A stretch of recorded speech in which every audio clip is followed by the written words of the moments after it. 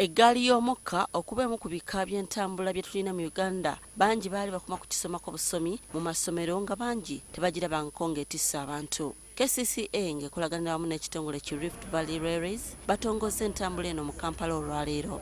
Tulowooza nti mu mwezi nga gwa March train zino zijja kuba zitandise okutwala abantu nga bava Namanve okutuuka e Kampala. Okusooka twali tulowooza nti February naye twafunamu okukeereesebwa kuba balina okusooka okuddaabiriza coaches okuteekamu entebe okukyusa zibe nga zitwala abantu bangi nga bwe mulabye. Egenda kusookera ku luguudo oludda e Jinja ng'abagisaabaliramu bagisanga Namanve n'ebaleeta e Kampala wamu n'okubazaayo. Okukutwala n'okukuzaayo osasula siringi 34,000 so ng'agirinnye olumu abeera asasula 1,700 zokka. Olugendo luno ng'okozesa takisi lukumalako 4,000 oba 5,000 wamagenda n'amadda.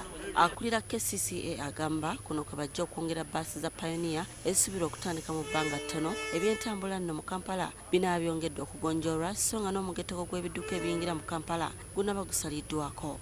Waliwo RVR weetegese weegenda okumaliriza nti omuntu olekawo emmotoka yo n'olinnya train n'ojja mu Kampala. Train ejja kuba eyimirira okuva Kampala station ejja kuba eyimirira okuva awo eyimirire Nakawa eyimirire Kireka Nambole ekomenkereze wano e Namanve. Eggaali eno eriko ebiyumba 5 nga buli kimu kituulamu abantu abali eyo mu 120. Eggaali z'omukka ezibaddewo zibadde zitambuza byamaguzi. Irene Namyalo, NTV.